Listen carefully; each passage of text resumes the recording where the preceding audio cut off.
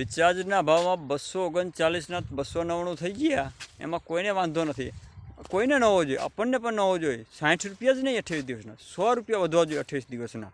પણ જ્યાં મારા દેશનો ખેડૂત 5-10 રૂપિયા વધારે તો આખી દુનિયાને તકલીફ પડવા માંડે. તરત ગૃહિણીઓના બજેટ ખોરવાઈ જાય છે. અને એવી એવી આઈટમો બજારમાં આવે કે જેને સ્વારીઓ કે કોદારીમાં ખબર ન પડતી હોય, કે દંતારી કે ખંપારી કોને કહેવાય ખબર ન પડતી હોય, કે કોઈસ કે તિક્કમની ખબર ન પડતી. એમને એમ કે અણીવારી હોય એટલે કોઈસ જ હોય, પણ તિક્કમે અણીવારો જ આવે. એવી અણીઓ કાઢવા આવી જાય કે જાણે કે ખેડૂતના જાણે કોઈ ડુંગળીમાં 100 રૂપિયા થઈ ગયા હોય, ત્યાં તો કે આસમાન ઉપર પહોંચી ગયું બજાર. ગૃહિણીઓનું બજેટ ખોરવાઈ ગયું છે.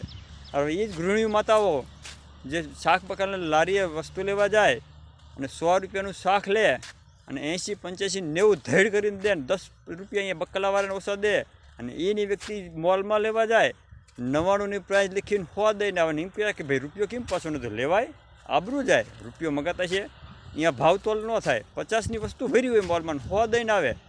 જે વ્યક્તિ હોટલોમાં ખાવા જાય 100-150નું ન ખાધો હોય 500નું બિલ દઈને આવે. અહીંયા કોઈનું બજેટ ખોરવાતું નથી. અને જ્યાં કોઈ ખેડૂતને 5-10 રૂપિયા વધે ત્યાં કે બજેટ ખોરવાઈ જાય છે. એટલે મહેરબાની કરો, ખેડૂતને ખેડૂત રહેવા દો, વેપારી બનાવવાની કોશિશ ન કરો. વિડીયો સારો લાગ્યો હોય તો લાઈક કરો, કમેન્ટ કરો, શેર અવશ્ય કરજો. જય કિસાન, જય અન્નદાતા, જય દ્વારકાધીશ.